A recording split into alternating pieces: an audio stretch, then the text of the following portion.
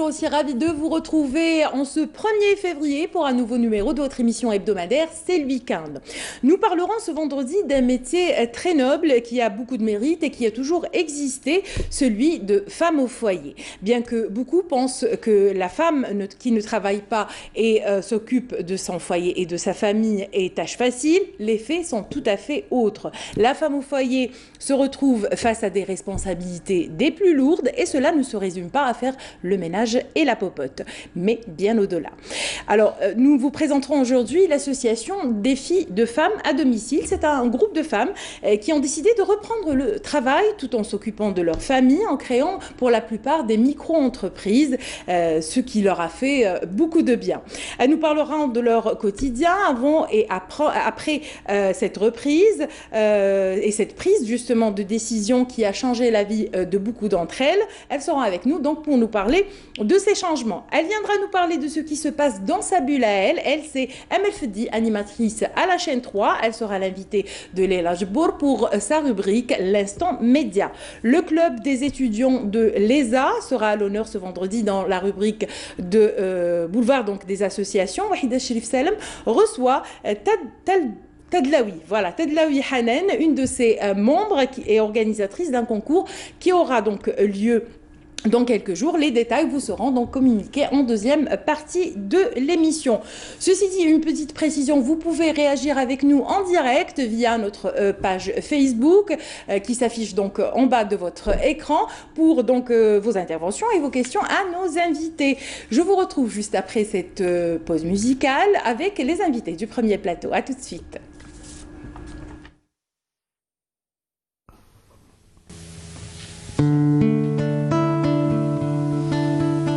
هي قالت يا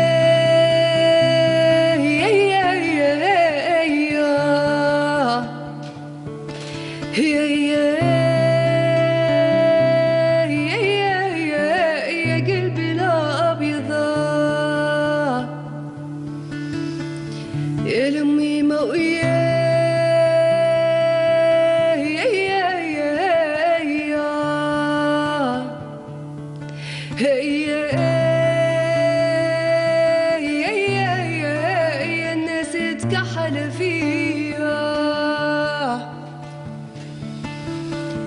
اتكحل فيها وغنى وانا فيها يا انا ليها يا انا ليها يردوا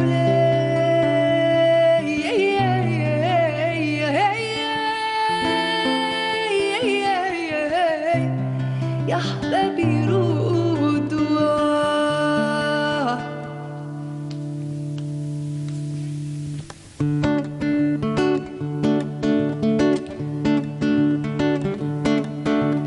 لالي لالي يما لالي ولالي لالي يما لالي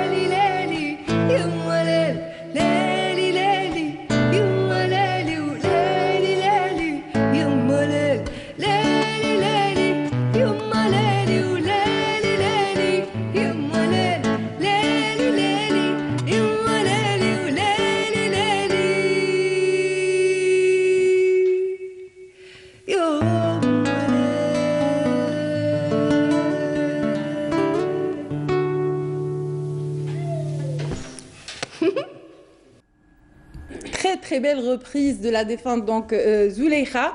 On revient à notre plateau. Le sujet d'aujourd'hui donc tournera autour des femmes au foyer, de leur importance dans notre société et des femmes aussi qui ont décidé de revenir vers donc leur travail ou créer leur petite entreprise.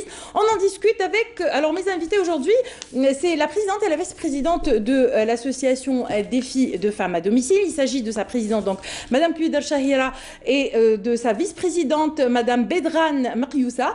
Merci d'avoir accepté notre invitation. Marhaba bikoum. Et donc vous serez accompagnée tout au long de votre passage de Amel Zioun Hafsa, qui est donc sociologue. C'est pas la première fois, Amel, qu'on fait un plateau ensemble. C'est toujours un plaisir de vous recevoir. Merci d'avoir accepté notre invitation.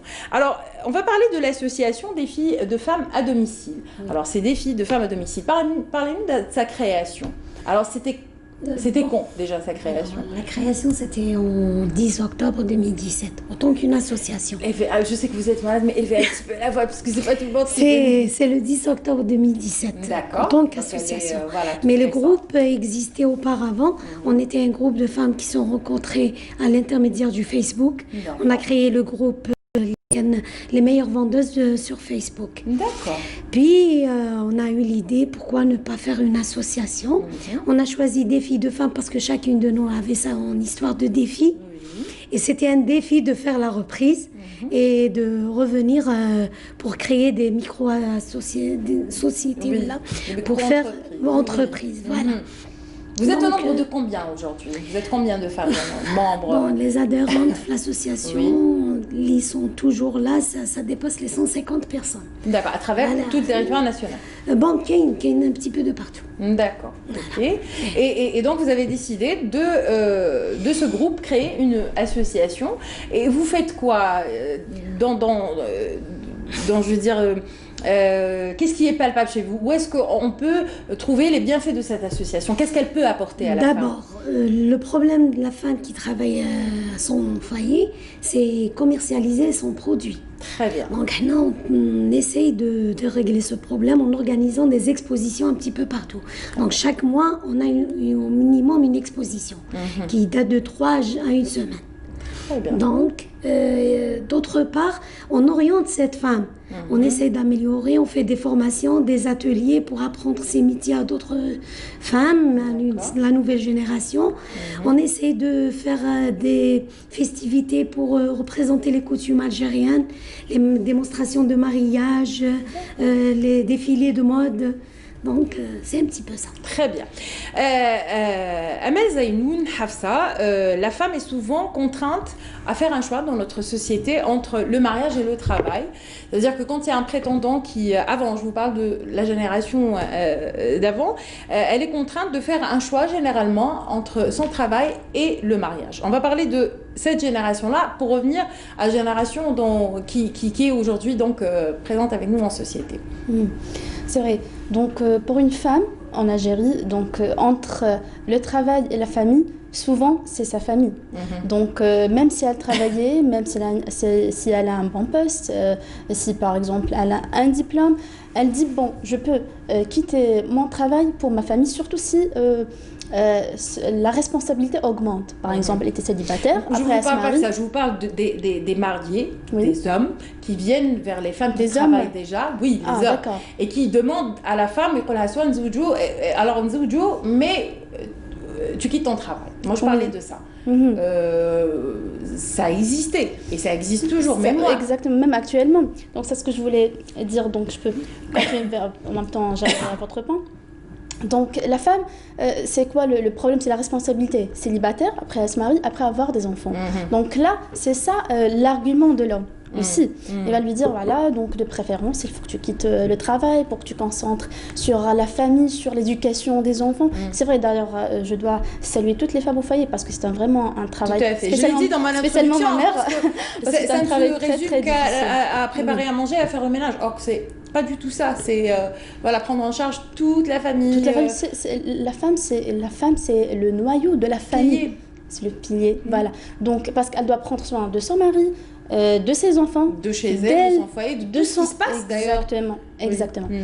D'un côté, c'est ça. Mais donc là, maintenant, ça vient donc la réaction de la femme envers cette proposition. Donc, est-ce qu'elle va dire oui, je quitte mon travail ou non? Avant, la plupart disaient oui, c'est vrai, c'est difficile, comment je pourrais faire entre Oui, les deux travailler, aussi, c'est pas facile. Je me marie parce que le mariage prime, il faut le dire ça aussi. Oui, mais actuellement, Oui. selon même des statistiques et des études, ils ont trouvé qu'en Algérie, les femmes algériennes ne trouvent pas vraiment, on peut dire, moins difficile Oui. de travailler et d'avoir une famille, de construire donc toute une nouvelle vie avec un homme, avec son mari et ses enfants. Bon, pourquoi? Parce que la femme, si c'est une femme au foyer, si elle a un diplôme, donc elle peut travailler. Si elle n'a pas, elle peut faire une formation. Si elle n'a pas de formation, elle peut avoir une passion, peut-être. Donc les dames développera. Exactement. Donc là, ça ne pose pas actuellement un grand problème. Il y a aussi autre chose. Donc il y a plusieurs éléments qui poussent la femme au foyer, donc pour sortir et travailler. Donc premièrement, c'est pour aider son mari. Déjà, peut-être ça sera l'argument de la femme. Elle va lui dire, je vais t'aider, ne t'inquiète pas. Donc, pour le rassurer aussi. Parce que c'est vrai, la famille, donc c'est très, très, très important. C'est pour cela qu'on se marie. Mais aussi, elle peut l'aider à travers son travail. Et aussi, même psychiquement, elle pourra être mieux si elle fait quelque chose qu'elle aime. Oui. Si elle continuera, par exemple, donc, de travailler dans le cadre, dans un secteur qui est lié, par exemple, à ses études, par exemple, ou à une passion. Donc, psychiquement, elle est bien. Mais aussi, il faut bien sûr savoir comment organiser le temps et ne pas abandonner sa famille, ses enfants pour le travail. Donc, il faut avoir un équilibre. Il y a aussi, s'il vous plaît, donc, il y a aussi donc, l'atmosphère donc, familiale qui va l'aider avant déjà de se marier et même après le mariage pour faire les deux. Et aussi, même en Algérie, donc, la société algérienne, elle connaît plutôt un développement, une évolution. Donc la structure donc, de la famille et même la structure sociale donc, est différente. Il y a eu un changement. Ce changement a aidé la femme à dire oui, je peux me marier, mais continuer à travailler. Ou même après le mariage, il y a par exemple, il y a certains types de femmes qui disent peut-être avec aussi avec leur mari, qui préfèrent donc peut-être après avoir des enfants ou après que leurs enfants grandissent un petit peu. Donc là, il y a moins de pression. Là, elles puissent aussi de sortir et travailler. Il y a aussi des hommes maintenant qui demandent à ce que leur prétendante, leur future prétendante travaille. Maintenant, les hommes sont conscients que l'aide financière de la femme est très importante. Et comme vous l'avez dit tout à l'heure, une femme qui reste à la maison reste enfermée entre quatre murs et reste dans un quotidien qui risque de perturber le quotidien de son mari parce qu'elle est là, elle ne peut rien raconter de nouveau, elle n'a pas de vie, à vrai dire, en société. Et donc ça, les hommes algériens commencent à en prendre conscience. Madame Bedran, aujourd'hui, votre association compte, je rappelle que vous êtes la vice-présidente, votre association compte donc plus de 100 adhérentes. Oui. Parlez-nous un petit peu des profils, parce qu'il était question qu'on reçoive des artisanes qui finalement ont eu des empêchements et qui n'ont pas pu venir. Leur profil, alors généralement elles sont intellectuelles, diplômées et... Nous avons celle qui devait venir aujourd'hui déjà.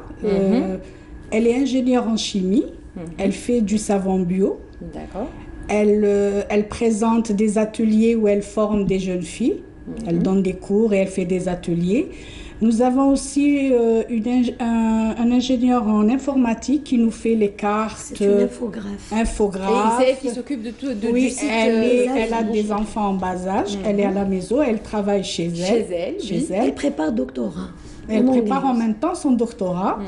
Nous avons aussi des professeurs, nous avons un peu de tout. Et pour vous deux, comment ça s'est passé? Vous ne travaillez pas avant? Vous aviez écouté? Si, moi je travaillais avant. J'étais assistante commerciale. D'accord. Puis j'ai ouvert une petite boutique de gâteaux orientaux parce que c'est ma passion. D'accord. Mais quand je me suis mariée, justement, c'était la condition de tout quitter pour la famille. Et comme je suis une maman poule, je ne pouvais pas laisser mes enfants. Vous avez combien d'enfants? 3 enfants. La Hidel. Donc, quand comme j'étais une maman poule, je pouvais pas laisser mes enfants chez une nourrice.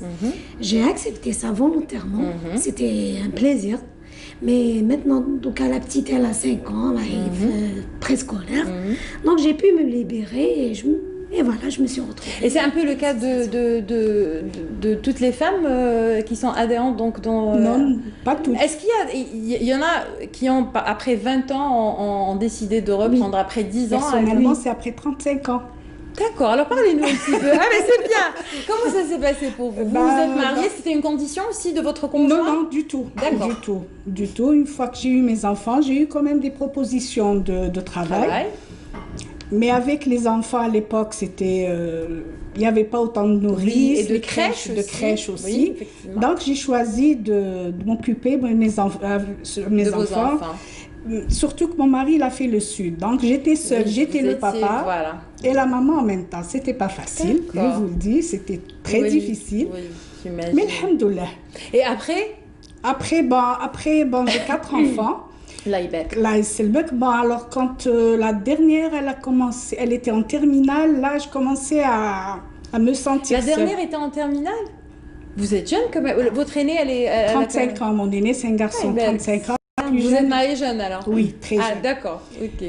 Et ensuite, quand elle a eu son bac, là, auparavant, je faisais des petites bricoles.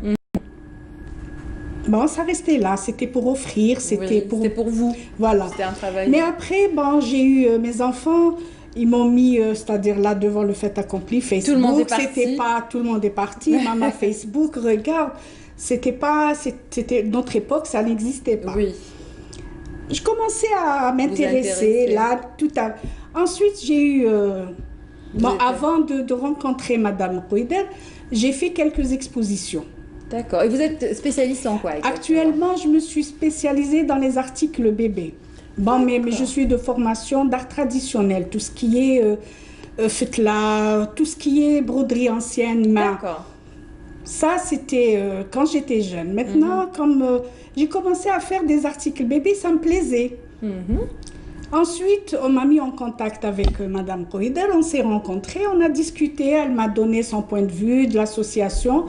Là, je me suis intégrée, même pas une année, j'étais sa vice-présidente et voilà. Ah ben, très bien. Amel Zainoun, la prise de décision de revenir comme ça vers le travail, ça peut... Alors, il y a plusieurs paramètres qui pourraient ne pas encourager la femme à le faire, dont l'entourage, qui voit mal. Je ne sais pas, je ne vous ai pas posé la question. La réaction de votre entourage? Personnellement, mon mari m'encourage tout le temps, mes enfants, mes amis, ma famille. Donc, c'était une décision qui a été bien acceptée, en fait. Oui. Et Madame Cuida, pareil? Oui, puisqu'il est avec nous, l'association. Ah, ben, très bien. Ça, c'est une bonne astuce. Ah, ça, c'est bien, ça. C'est, voilà, l'introduire. Et voilà, donc ça a été bien pris. Oui. Mais c'est une décision, Amel, qui reste quand même... pas facile. Oui, pas facile pour l'entourage et pour elle-même revenir au travail, se sentir utile autre que, bien sûr, la maison. C'est important quand même comme décision, c'est pas rien. Parce que généralement, la femme au foyer, que ce soit elle travaillait avant ou elle n'a jamais travaillé, souvent elle se sent marginalisée. Genre, elle pense que, ou elle est sûre qu'elle a des capacités mais qui sont cachées. Elle veut montrer ses capacités. Donc, elle veut se sentir productive aussi dans la société, dans ce monde, dans sa vie. Oui. Donc, il n'y a pas seulement, elle n'est pas faite seulement pour éduquer les enfants et prendre soin de sa vie. Pourtant, c'est un travail en soi. Très, très important. Mais il faut aussi, pour elle, il faut qu'elle montre son identité. Donc là, elle commence à penser, à revenir, à travailler, qu'est-ce qu'elle veut, qu'est-ce qu'elle peut, que ce soit selon sa formation, selon ses passions, selon ses études, selon aussi donc l'emploi du temps, etc. Il y a beaucoup de choses. Donc là, la première chose qu'elle doit faire ou qu'elle pense à faire, c'est parler avec son mari. Donc il faut convaincre son mari et surtout le rassurer, lui dire que voilà, je ne vais pas abandonner. Oui, parce que 35 ans, rester à la maison, ou 20 ans, ou 10 ans, et du jour au lendemain, on a un emploi du temps. Une année, c'est pas facile pour le mari, parce qu'il s'habitue. C'est ça, au fait. Voilà, donc c'est toujours elle qui ramène les enfants. Oui, voilà. Tout est bien à la maison, mais maintenant, tiens, elle va sortir. Voilà. Donc comment il va se trouver C'est un changement aussi pour lui. se retrouver. Enfin, pour l'entourage, pour les enfants aussi, qui ont l'habitude de retrouver maman à la maison. Sauf que Exactement. maman, elle a des trucs à faire et qu'elle reviendra tout à l'heure. Ça, c'est... Voilà. Oui, la petite, C'est quoi par la exemple, réaction malgré de qu'elle vos a enfants 20 ans, de temps en temps, me dit, maman, tu n'étais pas là toute la journée, où est-ce que tu étais? Donc, elle me fait tout le temps, pas tout le temps, mais elle me fait de temps en temps des petits reproches. D'autant plus que vous avez vécu beaucoup plus avec... vous étiez à la maison quand il y avait ses frères et sœurs et qu'elle, peut-être, elle se sent voilà, par rapport à eux... Non, même les ces grands, temps-là des fois, ils m'appellent le samedi, on ne t'a pas vu, où est-ce que tu étais? D'accord. Donc, ça crée une différence. C'est pour cela que généralement au début, quand elle cherche un travail, donc je pense qu'elle préfère de trouver un poste de travail qui respecte par exemple son emploi du temps, donc Voilà, c'est ça, pour ne pas justement. avoir un problème, parce que soit c'est à mi-temps ou par exemple elle travaille à la maison, en même temps elle fait par exemple la commercialisation. D'où le défi de... Justement, on a respecté ça parce que arracher la maman carrément de la maison, ça va devenir difficile. Surtout C'est pas lorsqu'on a l'idée fait de la création des micro-entreprises chez elle, où on essaye de faire des expositions, par exemple 3 jours ou là une semaine juste par mois, pour laisser le temps d'être avec sa famille en parallèle, elle fait ce qu'elle veut. Il y a des femmes C'est qui un peuvent équilibre, pas on venir, a par besoin de exemple, ce toute une petit semaine espace. d'exposition. Oui. Elles Ça fait un préfèrent équilibre. venir le week-end. D'accord, donc ça les arrange plus le week-end. Il y a Donc, des- en fonction de ça, vous On vous essaye arrangez. de Voilà. l'arranger tout le monde. Voilà. C'est même l'endroit où elle travaille. Donc elle cherche un endroit de travail, même si c'est pas quelque chose par exemple d'artisanat, c'est juste par exemple, un poste dans une entreprise, elle préfère de travailler dans un endroit qui est près de chez elle. Oui. Ou par exemple à midi, elle Même peut elle, récupérer ses j'imagine que enfants. même vous, ça vous rassure aussi d'être à côté vraiment de vos foyers et de ne pas trop s'éloigner. Parce Voilà. que même pour vous, c'est... Oui, au début, j'imagine, c'était un peu difficile. Malgré qu'ils sont grands, c'était le téléphone tout le temps. Qu'est-ce que vous faites? Oui. Qu'est-ce que vous avez fait? Où est-ce que vous allez? C'était pas facile, hein, franchement. 35 ans. Et, enfants. voilà, c'est un changement quand Oui. même qui est... Mais bravo, moi je salue votre courage parce que des filles de femmes à domicile, moi j'ai apprécié parce que on redonne une seconde vie à la femme, on redonne une autre chance de, pas de s'exprimer, mais de s'affirmer, comme l'a dit Amel tout à l'heure, c'est une identité à part entière. Je suis utile en société tout comme je le suis à la maison, n'est-ce pas Amel? Oui, mais il faut aussi parler d'un point. Oui. On a parlé de la famille, donc la réaction de sa famille, donc son mari surtout, etc. Ses enfants. Mais Les aussi- premiers concernés? Bien sûr. Mhm. Mais après, même si elle sort, elle va rencontrer, donc après toute une période à la maison, donc elle va rencontrer donc un nouveau monde, on peut dire. Elle va rencontrer beaucoup de personnes parce qu'elle va pas travailler tout seule, il y aura d'autres personnes avec elle. Donc c'est la société là. Donc ça, la société aussi, parfois le regard de la société. Au début, elle était donc, comme j'ai dit tout à l'heure, un petit peu, elle se sent marginalisée. Donc les gens vont dire ah elle est à la maison, donc elle va rien faire. Mais non, pour elle, donc elle va Ça la s'affirmer. valorise. Mais parfois, c'est le contraire. Donc, pourquoi elle a quitté sa maison? Elle était bien dans sa maison. Elle était bien avec son mari. Pourquoi elle sort? Donc, parfois, il y a ces deux réactions de la part de la société. Donc, elle doit aussi être... Faire un donc, travail se sur elle-même préparer. et voilà. Se préparer. Vous avez déjà eu ça dans l'association, peut-être pas vous, mais les gens, est-ce qu'ils ont dit à un moment ça m'est donné? arrivé dans une exposition où il y a un homme qui est venu, il Mais a bien sûr, demandé... il faut qu'il la ramène, sinon ce serait pas normal, les hommes. Il a demandé c'est quoi le concept de l'association. Ah, قال لي انت اللي خرجتيهم. Ah, voilà. Voilà, C'est, mais c'est pas tout le monde qui accepte ça. Mais là, justement, je respecte la femme au foyer, je respecte ce monde. Je veux juste lui donner une petite chance de se retrouver, de trouver son équilibre. Tout à fait. C'est tout simplement ça. Oui, le regard des... C'est vrai qu'on avait omis ce point, mais vous avez bien fait de le rappeler. C'est vrai que le regard de la société, quoi qu'on fasse, de toute façon, donc autant se faire plaisir et travailler.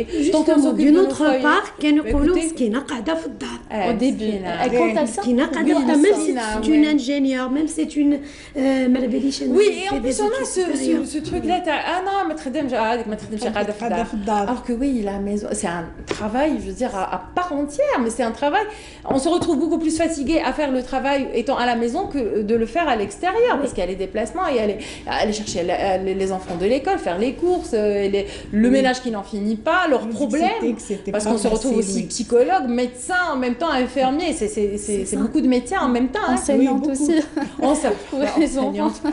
Alors là, enseignante, c'est vrai que oui, c'est vrai. C'est pas facile, oui. Mais il faut dire que si une femme, donc si elle veut vraiment travailler, elle veut ça, donc c'est pas seulement pour, par exemple, aider son mari, etc. Donc si elle le veut réellement et elle va le faire, donc psychiquement elle va être mieux. Elle sera pas, oui. Et elle sera bien, comme ça, avec son mari, avec ses enfants, avec elle-même. Parce que si on est bien déjà de façon générale, c'est clair, si ça se répercute sur toute la famille. Et ça se voit, il y aura moins de stress, il y aura moins de pression, oui. mais en respectant quelques conditions. C'est par exemple l'organisation du temps, c'est que ne pas abandonner surtout les enfants parce que c'est pas facile avec, surtout s'ils sont par exemple. Oh, même quand ils sont grands, oui. C'est voilà, surtout les adolescents. Oui, même s'ils sont grands. Voilà, j'ai les deux grands, ils sont mariés, ils cherchent tout le temps après moi. Eh ben voilà, c'est ça. Ils sont tout le temps. Mais j'aime bien.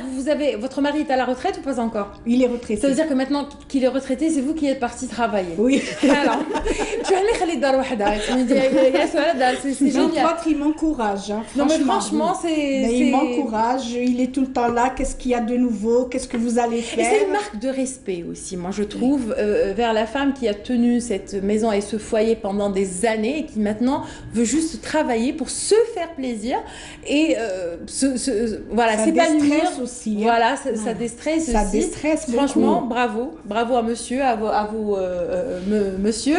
Enfin, non, je vais pas dire, c'est un secret. Merci beaucoup, en tout cas, mesdames, d'avoir été parmi nous. Je salue vos courage, je salue votre association avec tous ses membres, tous ces femmes de défi à domicile. On l'a tout à l'heure, c'est une page Facebook sur laquelle vous êtes très réactifs, vous répondez aux gens donc, qui s'adressent à vous. Mais Zeynou, c'est toujours un plaisir de vous recevoir. Je vous dis à bientôt. Vous êtes là. Vous faites partie intégrante de ces week-ends. Restez avec nous, vous qui nous regardez, pour retrouver bien sûr les Leila Djbouri Wahida Cherif Salem pour leur rubrique, juste après ceci.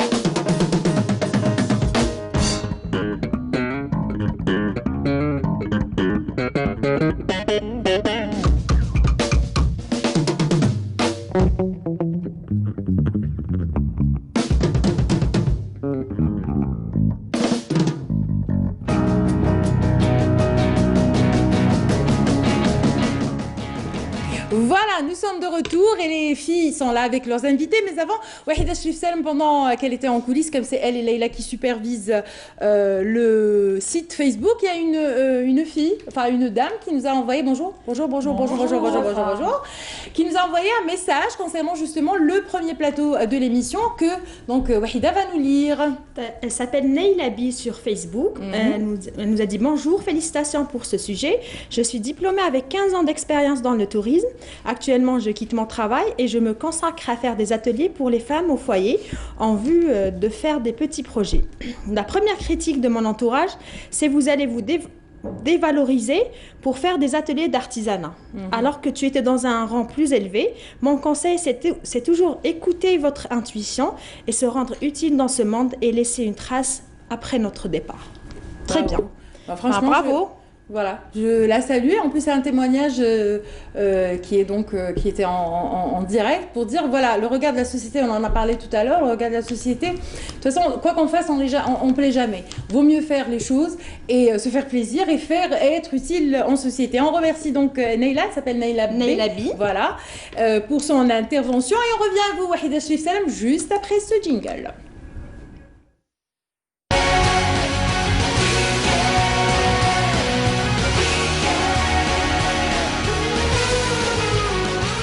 Voilà, Wahida, Bonjour Wafa, bonjour les filles. On a un plateau féminin aujourd'hui. Ça va, vous allez bien? Donc aujourd'hui, j'ai l'honneur de recevoir Hanan Tadlaoui. Bonjour Hanan. Hanan qui est étudiante à l'ESA, elle fait partie du club d'étudiants de l'École supérieure algérienne des affaires qui organise pour la première fois une compétition entre les écoles supérieures. Donc, bonjour. Merci pour votre invitation. Avec plaisir. Donc la Schools Business Cup, c'est le premier événement de ce genre. Donc ça va regrouper toutes les écoles supérieures d'Alger et ses environs. Donc il y aura des écoles dans l'ingénierie, dans le commerce, etc. Donc Hanan, avant de parler du projet de l'événement, on va parler un peu de ce que vous faites, vous, au sein de l'école et au sein du club. Alors moi, je suis étudiante en Master 1, donc à l'ESA. Je fais un Master en marketing. Et donc ce projet, en fait l'idée d'un groupe d'étudiants. Donc c'est totalement notre initiative à nous. Très bien. Donc l'événement que tu viens d'annoncer, c'est The Schools Business Cup qui va se dérouler dans quelques jours. Un concours regroupant les étudiants des plus prestigieuses écoles de commerce et d'ingénieurs d'Alger et aux alentours. Donc ce dernier va se dérouler comment exactement? Alors, la Schools Business Cup va se dérouler le 15 et le 22 février, donc à l'ESA. Ça va se dérouler donc sur 2 jours. Le premier jour, ça sera, il y aura un premier tour où ça sera des questions de logique, de culture générale. Il y aura plusieurs thèmes en fait. Donc les écoles ont déjà été sélectionnées, les équipes aussi. Et donc il y aura un tirage au sort qui se fera pour sélectionner les équipes. Il y aura un huissier de justice qui sera présent. Donc ça c'est pour le premier tour. Et le second tour, c'est des questions plus difficiles en fait, de logique, de calcul, etc. On va aller étape par étape pour qu'on puisse faire comprendre le concept de l'événement à nos spectateurs. Donc Hanan, dites-moi quels sont les objectifs de cet événement. Alors pourquoi les étudiants ont pris cette initiative d'organiser un événement? Un concours entre les écoles. Donc les objectifs de la Schools Business Cup seraient de déjà tisser des liens entre les étudiants de toutes les écoles, de nous regrouper tous le même jour. D'initier aussi les étudiants à l'esprit d'entrepreneuriat, à l'esprit de compétition et l'esprit d'équipe. Aussi d'agrandir le réseau de networking, parce que grâce à la Schools Business Cup, ils seront vraiment face à des professionnels, à des gens de l'entreprise, etc. Donc ça sera un plus pour eux d'agrandir le réseau pour plus tard. Et aussi de mettre en avant l'importance de la culture dans le parcours scientifique d'un étudiant. Voilà, moi c'est ce qui m'a attiré justement. J'aimerais bien qu'on s'arrête par rapport à cet objectif que je trouve très important. L'importance de la culture dans les études scientifiques à WEFA.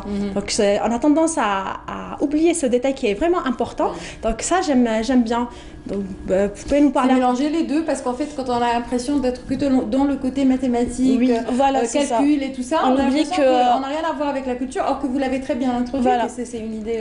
On oublie que c'est très important qu'une personne, quel que soit son domaine de formation et quel que soit son cursus, doit avoir quand même une certaine base en culture générale, connaître beaucoup déjà de langues, sur l'histoire, sur la géographie, etc. C'est très important quel que soit le domaine. Donc on a essayé de mettre ça en avant et aussi mettre en avant l'entrepreneuriat qui est très important. Très bien. Et vous avez combien d'écoles qui vont participer? Il y aura 12 écoles. Une grande liste. Oui, il y aura 12 écoles. Notamment, il y aura le ANSM, l'École Polytechnique d'Alger, l'ESI, l'IMA. Voilà, donc il y en aura plusieurs dans différents domaines. Très bien. Quand même, ils ont réussi à regrouper plus de 12 écoles, ce qui est extraordinaire. On aimerait aussi, pour les éditions prochaines, qu'il y ait plus d'écoles, aussi intégrer les universités, parce que là c'est juste des écoles, mais on aimerait aussi que les universités soient incluses. Et pour faire parler de votre événement, vous avez fait comment? C'était via Facebook? Alors, on a vous êtes partis toquer aux portes? Non, on a tous, on est un groupe d'étudiants, on a des contacts avec les BDE de chaque école, on connaît tous des étudiants dans toutes les écoles, donc on a contacté les étudiants directement. Et aussi, pour se faire connaître, on a une page Facebook qui est Schools Business Cup et on a un compte Instagram qui est @SchoolsBusinessCup. Voilà. Très bien. Et comment va se dérouler la compétition? En fait, il faut vraiment nous expliquer étape par étape, brièvement. Voilà, alors ça se déroulera sur 2 jours. Donc le premier jour, il y a 2 tours et le deuxième jour, il y aura la finale. Donc le premier tour, il y aura un tirage au sort pour sélectionner quelle équipe sera contre quelle équipe. Ça sera fait par un huissier de justice. Donc le premier tour, c'est une série de questions de logique, il y aura différents thèmes en fait, musique, sport, etc.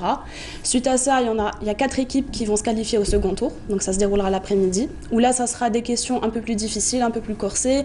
Il y aura des questions de logique, de culture, de logique, de réflexion. Donc calcul voilà, aussi, j'ai vu. Voilà, donc ça sera plus difficile et il y aura 2 équipes qui se qualifieront à la finale.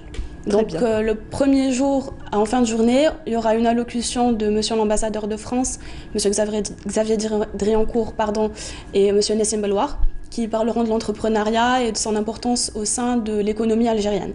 Et aussi ils donneront des conseils pour les 2 équipes qui se qualifient à la finale. Et ensuite, le 22 février se déroulera la finale, où les étudiants pourront présenter leur projet de start-up qui répondra à une problématique qui a été posée par nos jurys. Donc les jurys seront des coachs en entrepreneuriat, des gens d'entreprise, des professionnels du domaine. Donc ils devront répondre à une problématique qui en fait sera autour d'un problème actuel que rencontre l'Algérie actuellement. Donc voilà, ils devront répondre à ça et l'équipe gagnante désignée par le jury. Voilà, j'allais vous le dire. Voilà. Certainement quelque chose à gagner. Il y a des choses à la clé. Ils auront une incubation au Parc de Sidi Abdallah. C'est très bien. Voilà, ils auront grâce à nos sponsors des formations en langue, etc. Et ils auront des smartphones à gagner. Donc les récompenses, c'est à partir du second tour. Donc déjà, les écoles qui se qualifient au second tour pourront avoir des récompenses. Très bien, c'est parfait. Écoutez, je vous dis bon courage. Est-ce que les portes sont ouvertes pour le grand public ou bien... Oui, bien sûr. Donc toute personne qui souhaite venir assister est la bienvenue, que ce soit le 15 ou le 22. On va lancer un formulaire d'inscription sur notre page Facebook pour quand même éviter qu'il y ait beaucoup trop de monde. Voilà, donc ça se déroulera à l'ESA. C'est le 15 février et le 22 février à partir de 10h. Très bien, parfait. Voilà. Rendez-vous noté. Merci. Je vous dis bon courage et merci beaucoup. Je viendrai faire un tour pour voir comment ça se déroule. C'est pour ça compter. Vous êtes les bienvenus. Elle viendra. Wahida se déplacera. Vous êtes les bienvenus. Donc on passe à la deuxième rubrique. Vous le savez, c'est celle de Leila Djibour, l'instant média. Aujourd'hui, elle invite quelqu'un qui a l'habitude de mettre les gens dans leur bulle. Aujourd'hui, on va voir ce qui se passe dans sa bulle à elle, à Amel Fedi. J'ai dit, j'aurais pas dû.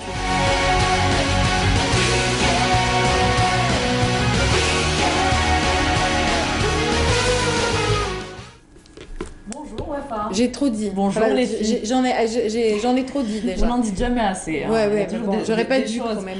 à dire.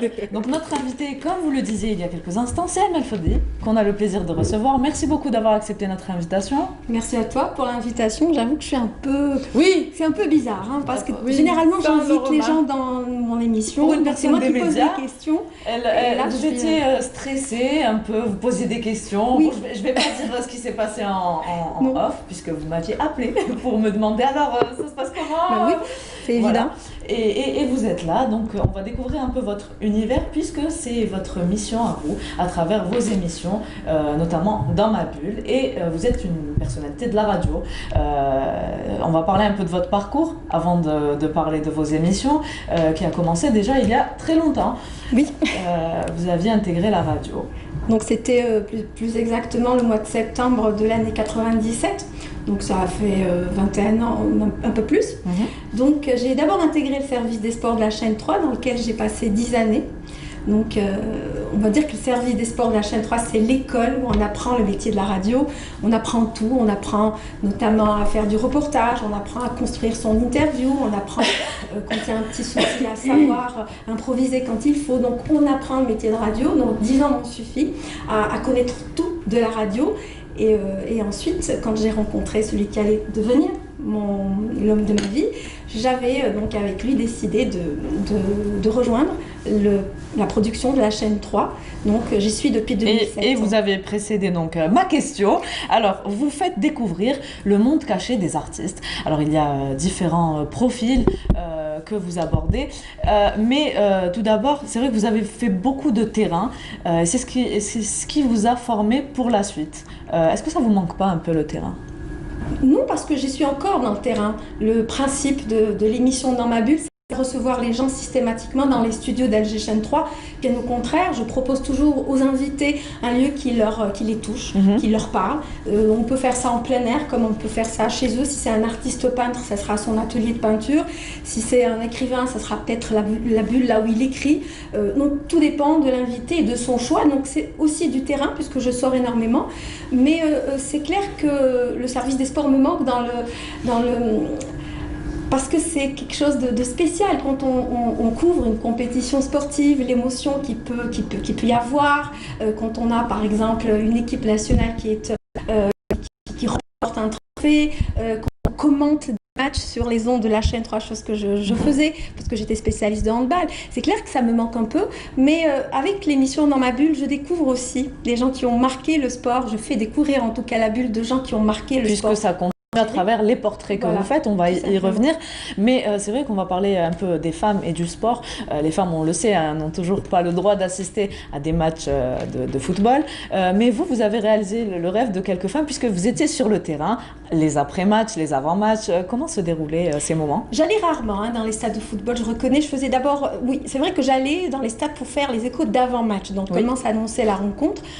Ça se faisait de manière très naturelle et très normale. Mais c'est vrai qu'après, j'ai plus fréquenté les salles de sport, donc handball, basketball, volleyball, la natation, le judo, la boxe aussi, mais rarement le football. Mais je pense que les femmes ont le droit de partir au stade si elles le veulent. Si la femme veut aller au stade, elle le peut. Encore faut-il qu'elle le veuille. Donc je ne crois pas qu'on n'ait pas le droit d'y aller. Il faut juste vouloir s'organiser. Vous savez, à Tizi Ouzou, il n'y a pas longtemps, il y a eu un match de foot où beaucoup de femmes y ont assisté. Et ça prouve qu'on a le droit d'y aller, Leïla. Alors, vous faites beaucoup d'interviews d'artistes et vous avez une autre émission sur les ondes d'Alger Chaîne 3. Alors, vous, le week-end, c'est votre espace. Oui. Donc, les gens pensent que vous ne travaillez pas la semaine. C'est faux puisque vous réalisez vos interviews, vous préparez. Combien de temps ça vous prend pour faire les deux émissions durant le week-end qui sont diffusées le week-end ? Je reconnais que Diwen, puisque vous parlez de Diwen, j'imagine, c'est une production qui existe depuis maintenant 11 ans. Expliquer un peu aux téléspectateurs ce qu'est Diwen. C'est une émission musicale. Tout à fait, Oui. une émission musicale. Moi, je pense que c'est aussi une émission culturelle puisqu'elle fait découvrir le patrimoine national musical. Donc, c'est surtout la musique diwan, donc le gnawi, mais aussi toute la musique du sud de l'Algérie. On peut parler de musique telgi dans diwan, comme on peut parler de meya. C'est un style proche et propre à la région de Bni Abbès, dans le sud-ouest de l'Algérie. Donc, oui, c'est une émission qui est complètement rodée, on va dire. Depuis 11 ans, je crois qu'on a pris cette facilité à la préparer avec Amine Fedala, qui est producteur et réalisateur des 2 émissions. Qui est votre Faut le époux rappeler, aussi. qui est aussi le compagnon de vie. Donc voilà, Mais j'adore ces expressions. Alors, l'homme de ma vie, compagnon de vie. Rien à voir avec époux, et ça stigmatise tout de suite, et mari. L'homme de ma vie et le compagnon de ma vie. Parce qu'il est beaucoup pour moi, outre le fait de dire oui, c'est simplement un mari qui... non, c'est Je vous quelqu'un l'ai dit, on va percer apporte... votre bulle aujourd'hui. qui m'apporte Oui. beaucoup dans les émissions. Il est producteur et réalisateur des 2 émissions que je fais à la chaîne 3. Il apporte beaucoup. Il apporte notamment ce savoir-faire, cette facilité de détecter les petites fautes que je faisais, que je fais peut-être encore et que je ne ferai plus, j'espère, dans l'avenir. Donc, c'est quelqu'un qui m'apporte beaucoup. Il est de bons conseils, comme on dit. Et donc, voilà, Diwan, c'est une émission qui est rodée depuis quelques années maintenant, qui est ouverte maintenant à la musique internationale, puisqu'on fait beaucoup de world music aussi dans Diwan. On ne propose pas que les groupes algériens. Connus. Donc, voilà. Vous faites découvrir aussi des profils qui sont peut-être Voilà, pas tout assez ça. médiatisés. Tout aussi. à fait, et puis même des fusions musicales, parce que le métissage, il est très important dans la musique diwan, donc c'est une émission ouverte à la musique internationale. Et puis dans ma bulle, c'est vrai que depuis quelques temps, j'essaye de m'organiser. La semaine, c'est une émission qui me prend beaucoup de temps dans la semaine. Déjà préparer l'interview, ça me prend quelques jours, je reconnais, parce que j'essaie quand j'invite quelqu'un qui est déjà passé à la télé ou à la radio, ou qui a des petites vidéos disponibles sur les réseaux sociaux. Savoir sur lui. Voilà, donc La j'essaie de tout documentation. savoir sur lui. Alors, c'est la bonne humeur. Donc, vous accompagnez les auditeurs chaque week-end. Et on va parler un peu de votre formation. Quand vous avez intégré le service des sports, est-ce que vous aviez une discipline peut-être sur laquelle vous étiez le plus spécialisé, le plus porté? Du tout. En fait, quand j'ai intégré le service des sports, j'aimais le sport de manière générale parce que je suis née dans une famille où il n'y a pas de... J'ai pas de sœurs, j'ai 2 frères. J'ai mon papa Allah yarhamou, qui était très porté sur le sport. Donc, on aimait regarder le sport en famille, le foot surtout, mais aussi la boxe, le cyclisme. Toutes les disciplines sportives avec mon père, c'était un plaisir de les regarder. Et donc, quand j'ai intégré le service des sports, j'aimais tout. Mais je n'étais pas spécialiste dans aucune discipline sportive. Donc, j'ai appris sur le tard à comprendre comment fonctionnent toutes les disciplines sportives que j'ai eu à couvrir au service des sports. C'est pour ça que je vous dis, Leïla, que c'est une véritable école. On apprend tout à la rédaction sportive. Alors, beaucoup de spontanéité, on le voit quand vous parlez avec vos invités. C'est ce qui plaît surtout aux auditeurs. Est-ce que vous la travaillez, cette spontanéité, ou comment que ça se passe? Je crois qu'elle est naturelle. J'aime bien. En fait, je peux vous dire une chose, et ça, c'est un aveu que je vais vous faire. J'étais timide quand j'étais plus jeune. J'étais introvertie, je parlais pas beaucoup, je restais dans mon coin, j'aimais pas participer aux conversations. J'étais un peu renfermée sur moi-même. Et quand j'ai intégré le service des sports de la chaîne 3, c'est pas possible de rester timide et renfermée comme ça. Approcher et accrocher aussi des joueurs de handball, leur entraîneur qui à la fin d'un match part en courant. Donc voilà, il faut essayer de s'ouvrir un peu plus. Et c'est, je le reconnais, grâce aux 10 années passées au service des sports, que j'ai pu être, peut-être que j'ai acquis cette manière d'être. Alors j'ai un peu une question pour tout le monde sur le plateau, puisqu'on est dans les médias. Qu'est-ce qui a marqué un peu, qu'est-ce qui vous a marqué cette semaine, peut-être médiatiquement parlant, ou le mois? Qu'est-ce qui vous a marqué durant le mois, Amel Fodé, si vous aviez un événement? Ou alors un invité qui vous Ou a alors marqué un invité. plus qu'un autre? Oui, un invité, peut-être peut-être l'émission Dans ma bulle, parce que c'est ma bulle à moi et c'est surtout celle de mes invités. Eh bien, c'est l'invité de demain, que vous pourrez voir que vous pourrez écouter. Sur les ondes d'Alger Donc c'est à 103. partir de 9h? Oui, c'est à partir de 9h. Je reçois votre collègue de Canal Algérie, Nordine Hani. Donc ça a été spécial pour moi et pour lui, parce qu'on a longtemps travaillé ensemble. Il était consultant de handball au service des sports et moi j'étais spécialiste de la petite balle. Donc on s'est retrouvés l'espace d'une émission. Ça a été très sympathique. Voilà. Alors, merci beaucoup, Amal Fedni, Merci à d'avoir toi pour répondu l'invitation. à notre invitation. Et vous continuerez, bien sûr, de divertir et d'informer les auditeurs dans la bonne humeur, Et de Wafa. nous Tout avoir comme vous. laissé, nous avoir laissé pénétrer votre bulle, parce que quand on entend voilà, des gens de la chaîne 3 ou d'une autre radio, on ne connaît pas forcément leur visage ou alors leur façon d'être. Ou là, c'est en marge d'eux. Et merci encore de nous avoir donc permis de connaître Amel Fedi en émission C'est ma bulle davantage. Parce que déjà connu. Merci Wahida. À la semaine prochaine. Merci Leïla. Merci Bon à courage vous. à vous. Bah écoutez, bonne continuation, très très bonne initiative. J'espère que voilà, il y aura d'autres débouchés sur l'événement. Quant à vous, bah, je vous remercie de nous avoir suivis. Je vous retrouve comme d'habitude, si tout va bien, vendredi prochain à partir de 15h. D'ici là, portez-vous bien et excellente semaine à tous. Au revoir.